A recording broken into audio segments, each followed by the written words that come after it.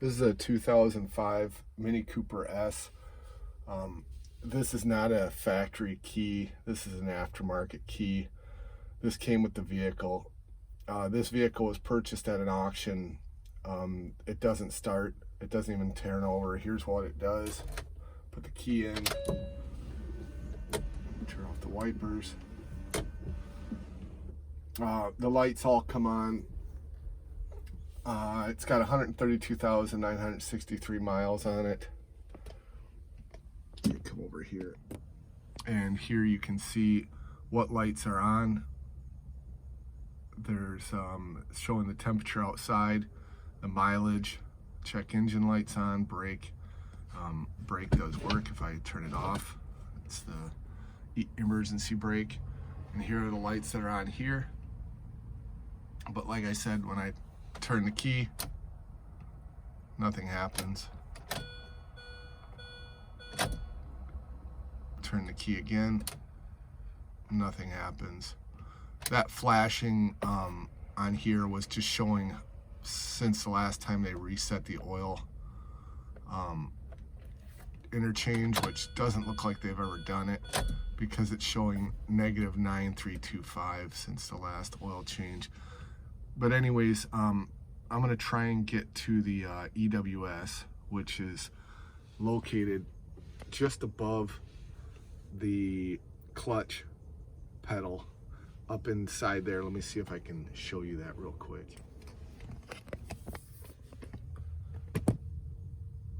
The white box that's inside there.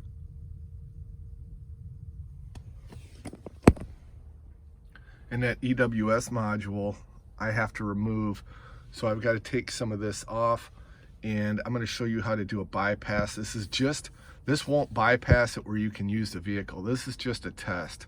So what I'm going to do is I'm going to bypass the EWS with a fuse, and then if I turn the key and it turns the starter, I know it's probably a communication issue between the key and the EWS, but we'll get to that in just a minute.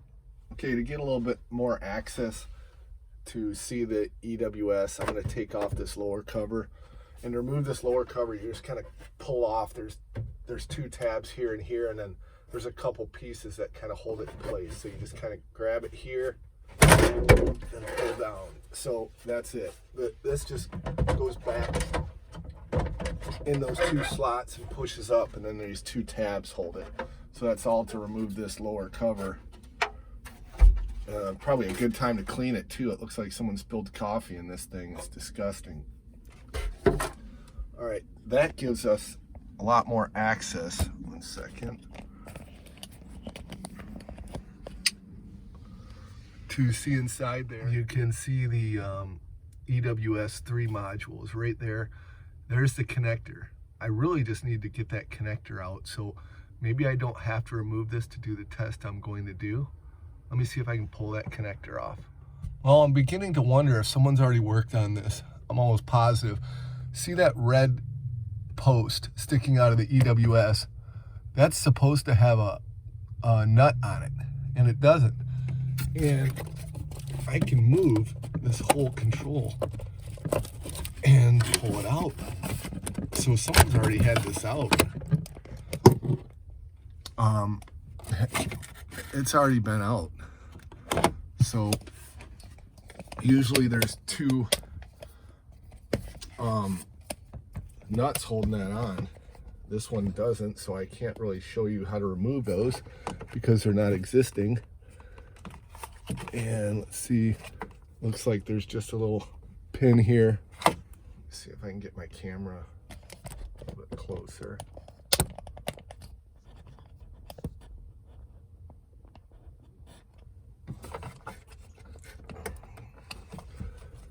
Push on here. I think I might have to use a screwdriver. Get better light. Hopefully there's a little better lighting. So this is the front side. Here's the back side. There's a little pin. Just gonna push down on that and push that out. All right, got this out. But this is what I need. So on here, I'm going to take a fuse and fuse between these two pins right here. I'm just going to push a fuse in there. I'll show you that just in a second.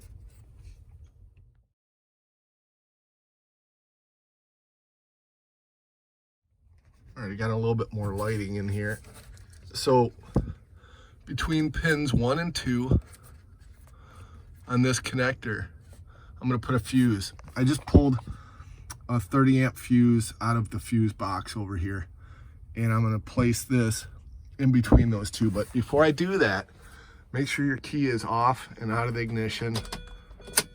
So I took the key out of the ignition, set that here.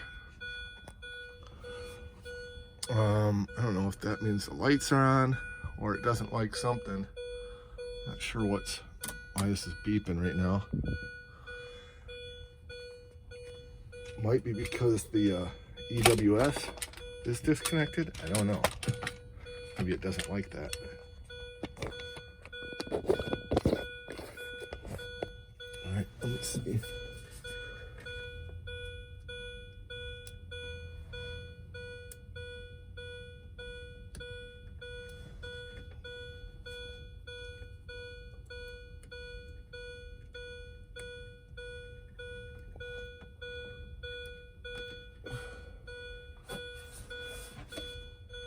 Okay. All right, I've got the fuse pushed into here on pin 1 and 2, and let me see if it turns over. Put the key back in, and here we go. Make sure it's in neutral. Okay, it turns over. So you seen earlier that my key would not turn this over, and now you can hear it.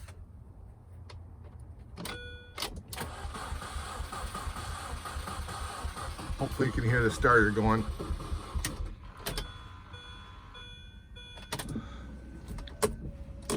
So now, just so you know, this bypass will not allow you to start your car. What it will do is it will just let it turn over. That'll test that this connector right here is good and that it's going, it's like a bypass around to the starter. So that's all that is.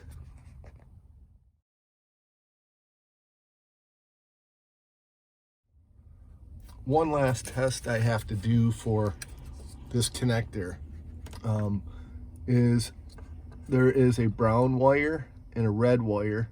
These are pins 9 and 10. 9 and 10. 9 is the ground and 10 is the positive.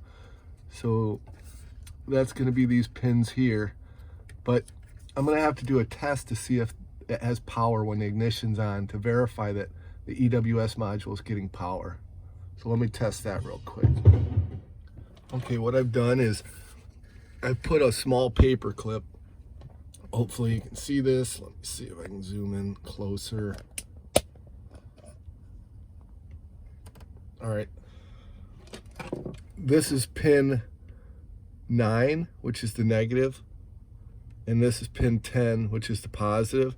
And I'm going to go across these two and verify I have 12 volts. That will tell me if I have 12 volts. The EWC. Go on here and here. And I actually have 9.7 volts because my battery's getting pretty low. I'm going to go down here to the meter. Touch these again. This is the negative, positive, 9.9. I'm trying to get out of the way of the camera. And there goes my light. This is not an easy working environment here. I cannot get this. Let me see.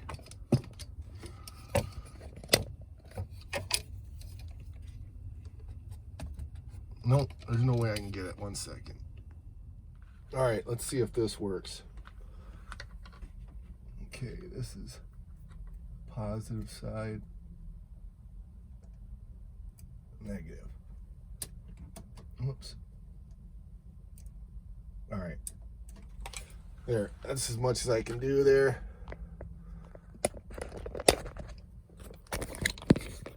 Sorry for the shaky camera footage here, but so that's how you can test it. There's power to the EWC. So I'm going to leave a link in the description where I found this information, because I'm planning on doing an EWC or EWS delete, because these things can become such a major issue on these cars, and it's really frustrating, and even programming a key is really difficult on these cars.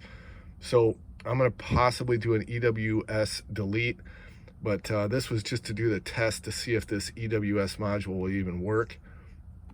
And again, I'll leave some links in the description below. I hope this helps some other people. So this panel just pulls off really easily, and on mine, I apologize, I can't show you, but there are 2 thumb screws that are on these, and I believe you can use a 13mm to take them off, but this one was already removed, so I can't really say when it was removed or when, but let me see that little red tip right there. You can see the one side, but the other side's way back here.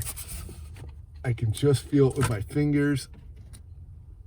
So you can just fuse this EWS connector to test your starter if you have a no crank situation like I did. So I'm going to plug this back in and just show you again how I had no crank. All right, so this is one more time. I got the fuse in here. I'm going to show you that it'll crank over. Battery's really low. All right, now I'm going to pull this fuse out. One second here. Pull this fuse back out. And I'm going to plug in the EWS module. All right. EWS module is plugged in. I'm going to turn it over. Nothing. Doesn't even try to crank. So that means that either this key wasn't programmed correctly to this module, or this module is going bad, or it just forgot, or this key's bad. I don't know which one it is. So I have a few choices. I can order a key from Mini for $285.